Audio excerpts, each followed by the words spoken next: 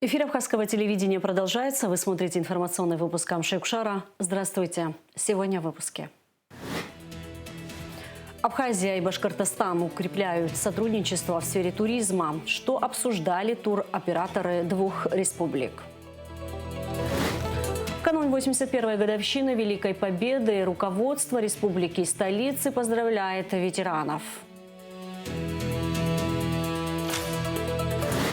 8 мая исполнилось 85 лет со дня рождения выдающегося историка, государственного и научного деятеля Юрия Воронова.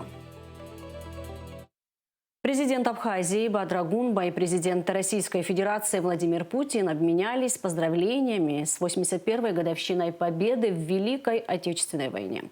Особая определяющая роль Советского Союза в достижении этой победы не подлежит сомнению.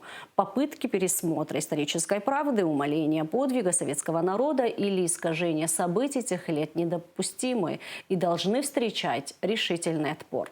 В этот знаменательный день мы особенно остро ощущаем духовную близость Великой России, нашу общую историю, общую память о подвиге, который навсегда останется в сердцах наших народов, отметил в частности в поздравительном адресе Бадра Гунба.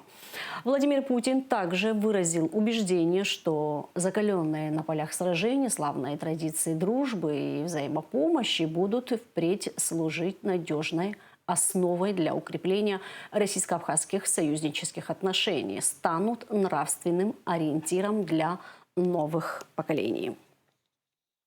Президент Южной Осетии Алан Гаглоев поздравил президента Абхазии Бадру Гунба с Великой Победой. День Победы – это не просто историческая дата, это символ несгибаемости духа и единения наших народов перед лицом общего врага. Сегодня, как и в годы прошлых испытаний, наши воины плечом к плечу, несмотря на сложные условия специальной военной операции, проявляют сплоченность в борьбе за справедливость, безопасность и право на свободное развитие, отмечается в поздравительном адресе. Заместитель председателя Совета безопасности Российской Федерации Дмитрий Медведев поздравил Бадру Гунба с 81-й годовщиной Победы. Принципы дружбы и солидарности сегодня являются прочной основой российско-абхазского союзничества и стратегического партнерства. Убежден, что наши отношения и далее будут развиваться во благо жителей обеих стран, а также в интересах поддержания безопасности и стабильности в Закавказье. Отмечается, в частности, в поздравительном адресе. Спикер парламента Лаша Ашуба поздравил Валентину Матвиенко и Вячеслава Володина с Днем Победы. Лаша Ашуба отметил, что узы фронтового братства сегодня служат прочным фундаментом для дальнейшего развития союзнических отношений и стратегического партнерства между Республикой Абхазия и Российской Федерацией. Спикер парламента пожелал членам Совета Федерации, депутатам Государственной Думы и всем гражданам России благополучия и успехов в решении стоящих задач. Память Юрия Воронова почтили в Абхазии. 8 мая исполнилось 85 лет со дня рождения выдающегося историка, государственного и научного деятеля. В церемонии возложения цветов к могиле Воронова приняли участие вице-президент Беслан Бигвава, премьер-министр Владимир Делба, руководитель администрации президента Беслан Эшба, члены Кабмина, депутаты парламента, ученые, школьники, семья Воронова. Репортаж Ирины Аршва. Ежегодно 8 мая у могилы Юрия Николаевича Воронова многолюдно. Известному абхазскому ученому, государственному и общественному деятелю исполнилось бы 85 лет.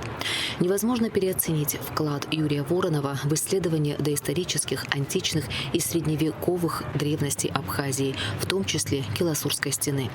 Он также считается первооткрывателем цибельдинской археологической культуры. Кроме того, Юрий Воронов был основателем краеведческого музея в Гагре. Неоценим вклад ученого в общественно-политической борьбе народа Абхазии. Воронов был одним из ведущих идеологов независимости нашей страны. Безусловно, символ нашей государственности. Уже время подошло к такому, что несколько поколений гордятся тем, что Юрий Николаевич оставил яркий след в жизни нашей страны. 85-я годовщина Юрия Николаевича, и мы ее обязательно в этом году отметим. У нас был разговор с супругой Юрия Николаевича, и осенью текущего года мы проведем научную конференцию и будем отмечать широко 85-летие Юрия Николаевича. Безусловно, роль и значение этого человека переоценить трудно, мы все об этом знаем, поэтому чтим и помним его заслуги перед Родиной, его научные труды высоко оценены не только в нашей стране, но и далеко за ее пределами. Поэтому Юрий Николаевич всегда останется в памяти нашего народа как истинный патриот нашей страны, как великий ученый, как человек, который очень многое сделал для становления нашей государственности. В день рождения ученого руководство Абхазии во главе с вице-президентом Бесланом Бигвава, члены правительства и общественность, а также его друзья и соратники возложили цветы к могиле ученого. Больше всего Юрия Воронова не хватает его друзьям. Добрый, отзывчивый Юрий Николаевич всегда в их памяти.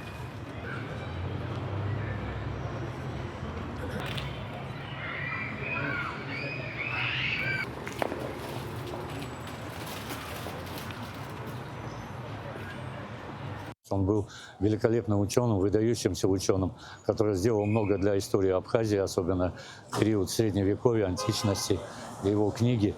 Но кроме того, он был и общественным деятелем. И хотел бы сказать, что в свое время, в 90-м году, мы создавали первую русскую общину. Вот Виктор Логинов, тоже депутат бывший, Юрий Николаевич и я создали первую русскую общину, которая перед войной вошла в политическое объединение «Союз», которое было ясно, что проабхазски настроено, и ряд депутатов были избраны от имени Союза. После войны мы с ним пересекались тоже также по работе.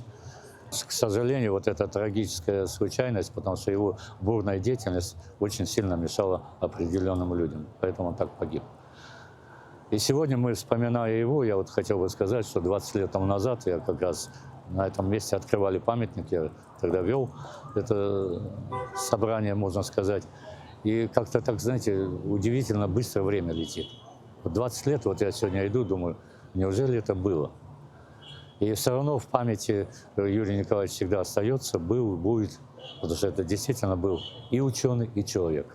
Ежегодно к могиле Юрия Воронова приходят учащиеся третьей средней школы, носящие его имя. Возлагают цветы и читают стихи, посвященные ученому. Отрадно, что подрастающее поколение бережно хранит память о великом человеке. 31 год прошел со дня убийства Юрия Воронова. Не случись этой трагедии, ученый успел бы сделать еще немало для мировой науки. Но и то, что он сделал, стало фундаментальным в археологии и истории Абхазии. Ирина Аршба, Рамо Камке, Камила Джопуа, Абхазское телевидение. Герою Абхазии, генерал-лейтенанту Владимиру Георгиевичу Аршба исполнилось бы 67 лет. Руководство Министерства обороны, военнослужащие вооруженных сил почтили память первого министра обороны и возложили цветы к могиле героя Абхазии, а также к его бюсту в парке Славы в Сухуми. Владимир Аршба внес весомый вклад в создание абхазской армии и укрепление обороноспособности республики. Он прошел службу в Германии, Афганистане, участвовал в ликвидации последствий землетрясения в Спитаке. Владимир Аршба всегда и везде показывал себя достойным сыном своего народа и отечества. С первых дней нападения грузинских оккупантов на Абхазию Владимир Аршба без промедления взялся за укрепление оборонных позиций столицы. В августе 1992 года его направили в Тхорчал для организации Восточного фронта. В скором времени по решению главнокомандующего Владислава Арзенова Владимир Аршба был назначен командующим вооруженными силами, а впоследствии министром обороны. Совместно с выдающимся военачальником Султаном Сосналиевым они работали над вопросами создания Министерства обороны. Его вклад в формирование вооруженных сил Абхазии по-настоящему неоценим. Один из немногих, кто стоял у истоков формирования вооруженных сил Абхазии.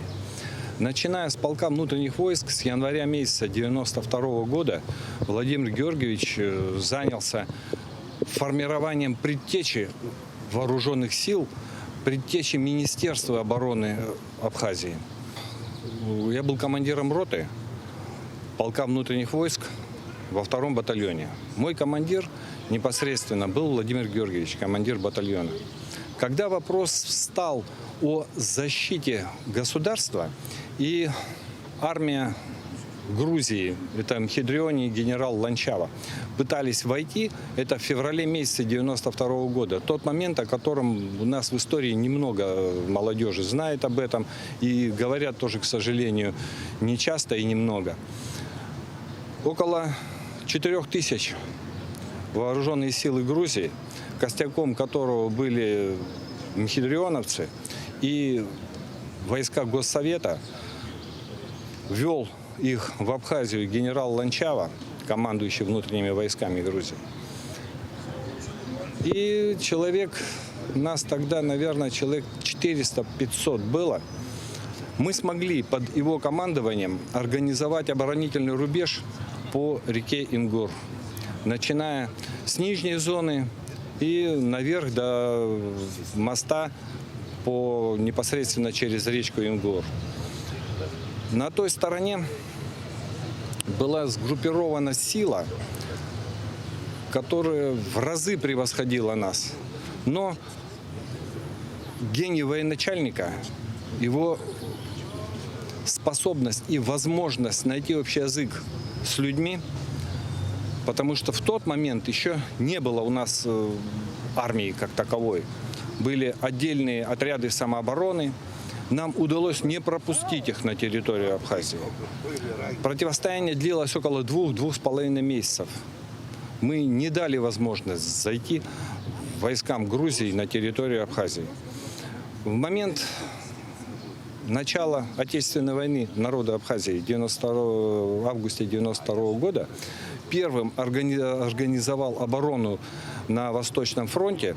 Непосредственно был командирован Владиславом Григорьевичем в Ткварчал и организовал оборону, создал структуры военные.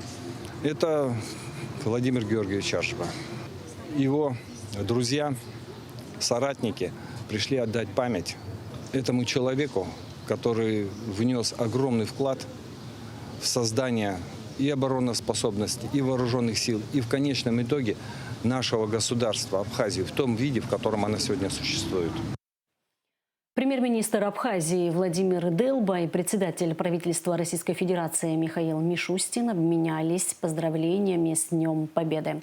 В поздравительных письмах выражается уверенность, что боевое братство, закаленное в годы суровых военных испытаний, будет и впредь служить прочной основой для дальнейшего развития российско-абхазских отношений в духе дружбы, взаимного уважения и стратегического партнерства. Конечно же, главные герои этих дней – ветераны Великой Отечественной войны. К сожалению, их осталось не так много, и они уже в преклонном возрасте. Тем важнее проявлять заботу и внимание к ним, особенно в преддверии главного для них праздника. Вице-президент Беслан Бигвава поздравил ветерана Великой Отечественной войны Елену Вадзинскую с 81-й годовщиной Великой Победы. Беслан Бигвава поблагодарил Елену Вадзинскую за героизм и самопожертвование, отметив, что ее подвиг является примером для подрастающего поколения. Он вручил ветерану цветы и единовременную материальную помощь. Елена Тимофеевна, с наступающим вас! Здравствуйте. Поздравляю вас! С Днем Победы! Хочу вам пожелать долгих лет, Елена Тимофеевна, чтобы мы 100-летие Дня Победы вместе еще отметили. Хочу вам сказать огромное спасибо таким людям, как вы, потому что ваш подвиг, героизм, самопожертвование, это является огромным примером для нас. Это, видимо, такой... Это мне только пришло. Я никогда в жизни вообще не думала говорить, что это нужно, что это самое, что это... Я никогда не говорила. Я старалась вообще не говорить. Ну, надо Это говорить. просто... Да, надо это говорить, чтобы просто молодое попалось, поколение да? знало. Были защитницей, да? Ну, Как там в госпитале, так и вообще да. в целом на фронтах. Вот я так и делаю. Спасибо вам большое. Ну, за что? Спасибо. Спасибо. Да, Я для живите этого, долго. наверное, жила. Да, Елену Вадинскую также поздравил спикер парламента Лаша Ашуба. Он поблагодарил Елену Тимофеевну за мужество и личный вклад в общую победу. Для меня большая честь каждый год говорить вам слова благодарности в неоплатном долгу перед поколением победителей. Желаю крепкого здоровья, бодрости духа и долгих лет жизни. Спасибо за ваш подвиг. Низкий вам поклон, отметил Лаша Ашуба. Премьер-министр Владимир Дылба поздравил ветерана Алексея Ласурия с Днем Победы. Кабинет министров Абхазии выделил ветеранам единовременные выплаты ко Дню Победы в размере 50 тысяч рублей. В начале войны Алексей Ласурия жил в Сочи. Ушел на фронт добровольцем, служил телефонистом 82-го стрелкового полка 414-й стрелковой дивизии в Закавказском военном округе. Алексей Ласурия дошел до Берлина и оставил надпись на стене Рейхстага. Ласурия награжден орденом Отечественной войны. В феврале этого года ему исполнился 101 год. Алексей Якубович, мы приехали поздравить вас с 81-й годовщиной Дня Победы. Очень символично, такие люди, как вы, принесли великую победу, отстаивая свою родину. Я искренне вас с большой благодарностью поздравляю с этим днем. Пожелаю прежде всего крепкого здоровья, благополучия. Вы живая история, олицетворение мужества, крепости, духа.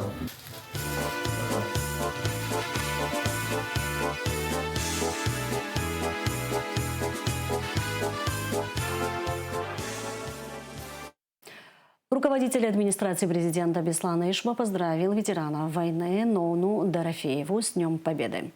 Беслан Ишба передал ей подарки и денежное вознаграждение от руководства страны. Ноне Дорофеевой 101 год. Она также сильна духом, любит петь военные песни, радушно встречает гостей. Здравствуйте, ну ладно, сидите. Дорогая Нонна Ивановна, от имени президента Абхазии поздравляем вас с 81-й годовщиной победы в Великой Отечественной войне. Не, мы как можем забыть? Вы наш дорогой человек. Вы столько сделали для победы, поэтому мы вас очень любим, ценим и хотим, чтобы вы еще долгие-долгие годы были рядом с нами. Один человек, весь советский народ, за любимую родину встанет на земле, в небесах и на море.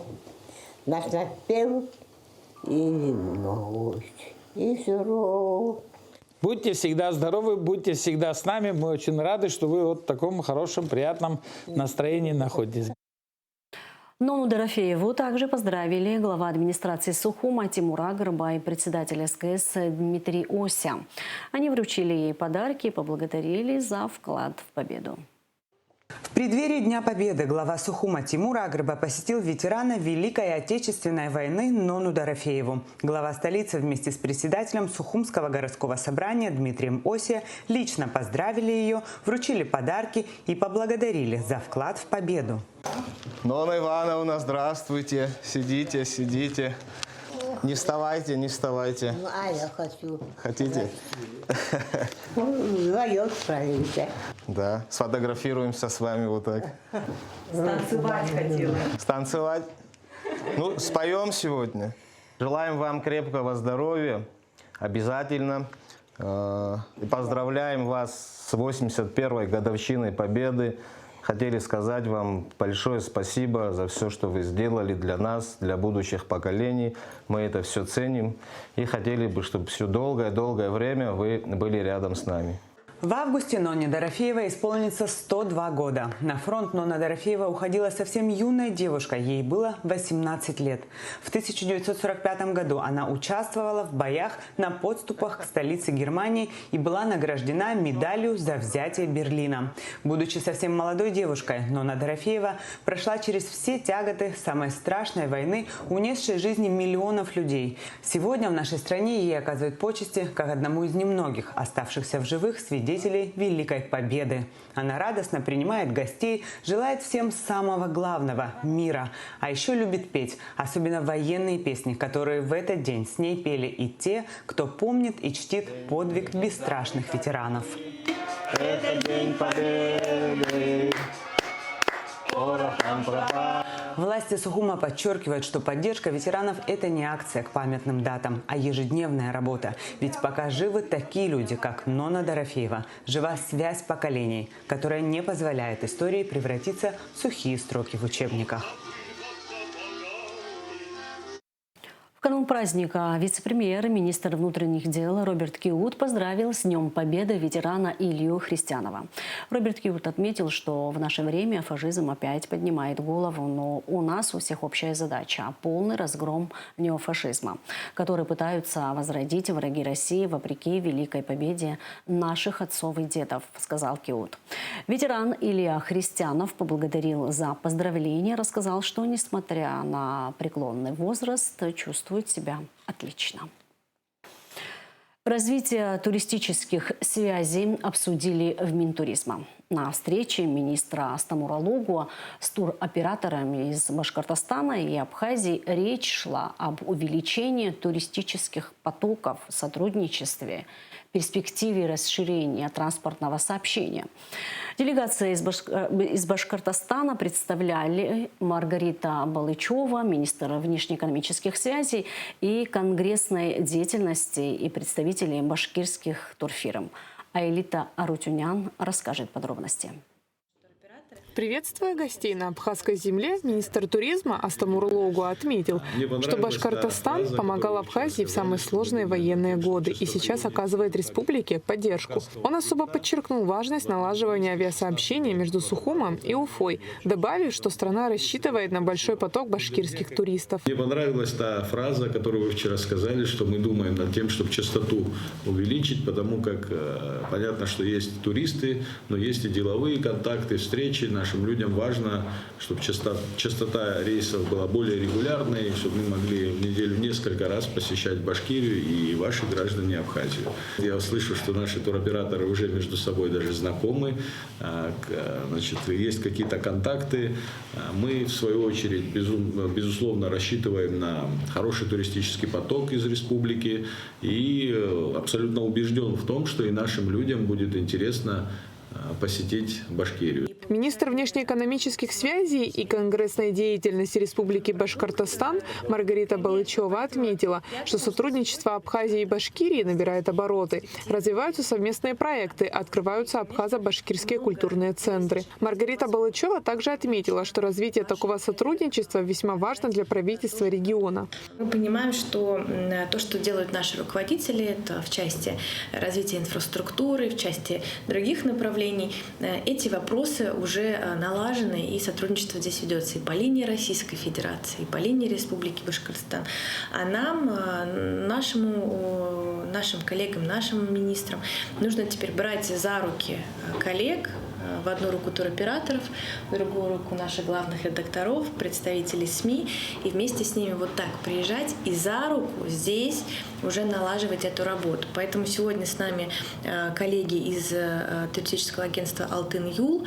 Мы, безусловно, 28 числа и еще в другие даты еще будем с каждым рейсом к вам отправлять наших туроператоров, чтобы они здесь инспектировали места проживания. В рамках встречи обсудили различные возможности для поддержания среднего и малого бизнеса в сфере туризма. В частности, шла речь о налаживании сотрудничества с небольшими отелями, гостевыми домами, глэмпингами. Что если мы в будущем с вами вместе проработаем какие-то возможности для вот отдельного сектора, да, малый небольшой сектор в области туризма, ну если отели небольшие, чтобы мы могли вот адресно поддержать и вот этот сектор, скажем, туристический, или вы только рассматриваете крупные объекты, чтобы было понимание даже? Здесь можно формировать продукт, например, на группу 20 человек. Если предусмотрено двухместное размещение с раздельными кроватями, они могут обеспечить трехразовое питание, ну и есть инфраструктура. Развлекательную инфраструктуру мы наращиваем за счет наших сопровождающих, которые отправляются из республики к нам. То есть здесь мы решаем вопрос с досуговой части, потому что после пандемии все-таки эта часть у нас немножко просела, поэтому досуговые части, вот это развлечение, это от нас. Дополняем туристическими услугами. Это обязательно приехать в Абхазию и не съездить в ту же самую пещеру, да, Новоафоновскую, это тоже. Поэтому здесь можно сформировать действительно интересный продукт, и он может быть не только летним в сезоне, но также весна-осень спокойно подойдет, и более экскурсионная, то есть она будет не морская. Я бы предложил организовать рекламный тур, потому что любые презентации, все это нужно, но когда вживую люди видят то, что потом завтра будут предлагать, поэтому рекламный тур по Абхазии может быть поэтапно, может быть летом, я бы предложил еще осенью, потому что я сейчас, если начну говорить о красотах осени в Абхазии, это будет долго, красиво, но когда один раз ты увидишь, это вот понимаем, что рекламные туры, они очень действенные, поэтому ждем вас. Организуем, встретим, повезем по всей стране. В рамках встречи также обсуждались вопросы информационного взаимодействия и продвижения туристических продуктов, а также увеличения турпотока за счет событийных мероприятий. Айлита Арутюнян, Эльдар Дамиров, Абхазское телевидение. Выставка «Победа» открылась в центральном выставочном зале столицы. Здесь представлены яркие образцы советских политических и военных плакатов и первых послевоенных десятилетий, а также киноафиши фильмов о Великой Отечественной войне из коллекции фотографа и режиссера Ибрагима Чкадова. Всего было представлено 43 уникальных плаката. Милана Агрба побывала на экспозиции. Ибрагим Чкадова собирает коллекцию фронтовых плакатов давно. Коллекционер поделился, что интерес к этому у него возник еще в советские годы, когда по телевизионным каналам часто показывали исторические и тематические материалы, связанные с периодом Великой Отечественной войны. Ранее работы из его коллекции уже выставлялись. Сейчас он ее пополнил, что привело к созданию выставки. Я уже лет 15 начал собирать плакаты фильмов, которые посвящены Абхазии. То есть «Белый башлык» по искандеровским фильмам. А потом это, как всегда бывает, любое увлечение начинает требовать большего масштаба. И вот стал собирать. И потом есть фильмы, которые мне нравятся. Я любил фильмы, в том числе военные. Их собирал. А потом сейчас как-то собираю больше плакаты с 50-х, 60-х годов. Но если что-то попадается редко или более ранее. На выставке были представлены как агитационные плакаты, так и непосредственно выпущенные во время войны, среди которых политический плакат, посвященный розыгрышу лотереи. По мнению директора Дома Москвы Александра Бигвава, экспозиция может вдохновить молодых людей к просмотру фильмов той эпохи.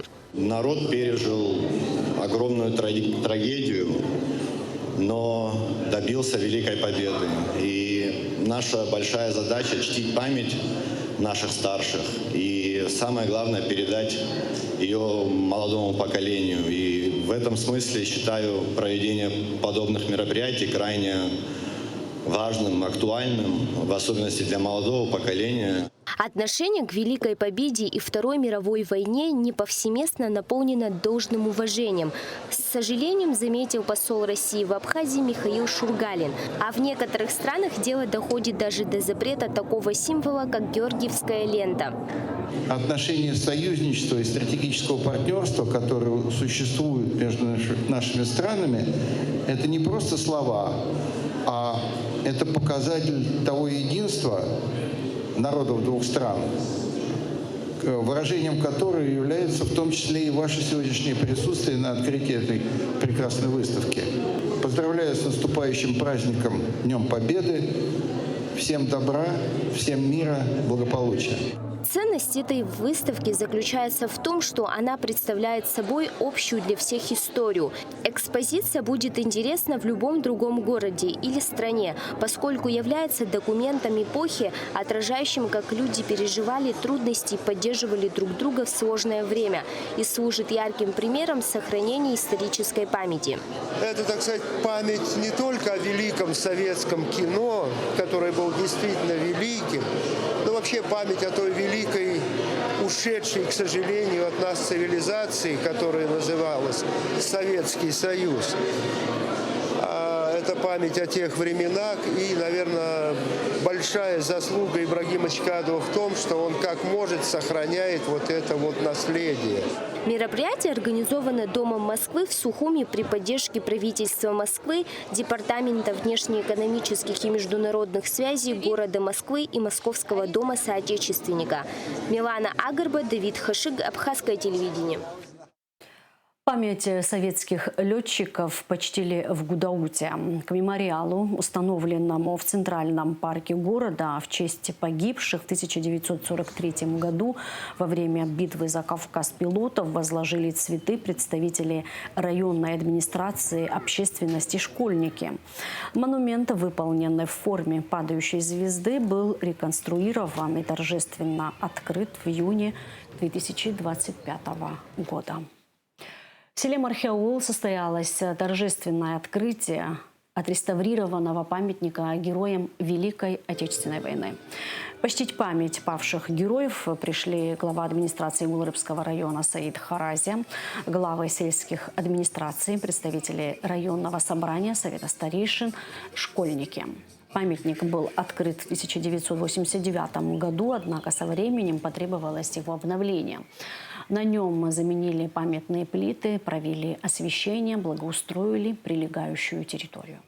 В этом году по инициативе молодежи были собраны дополнительные списки и обновлен список участников героев Великой Отечественной войны. Каждый из них для нас является героем. И ежегодно нынешнее поколение, педагогический состав Мерхаульской средней школы проводит различного рода мероприятия. Никто не забыт, ничто не забыто. С праздником, с Днем Победы! В преддверии праздника Великой Победы администрация Гулрыбского района организовала праздничное мероприятие. Гости и жители района имели возможность отведать полевую кухню, увидеть выставку боевой техники. Также была представлена фотовыставка героев Советского Союза. В концертной программе звучали песни военных лет, а детские хореографические ансамбли исполнили зажигательные национальные танцы. Мы сегодня празднуем День Победы, 9 мая, большой праздник, который мы забыть не имеем никакого морального права. У нас сегодня представлена выставка героев Советского Союза. Здесь помимо героев есть те люди, которые не награждены. Мы здесь их всех стараемся показать. На улице у нас выставка военной техники, где у нас на улице будет еще полевая кухня. И в конце выпуска прогноз погоды. 9, 10 и 11 мая в Абхазии ожидается переменная облачность. Местами в воскресенье и понедельник возможен кратковременный дождь, гроза, туман. Температура воздуха ночью плюс 10-15, днем плюс 20-25 градусов. Температура морской воды плюс 14. На этом наш выпуск завершен. Всего вам доброго и до встречи в эфире.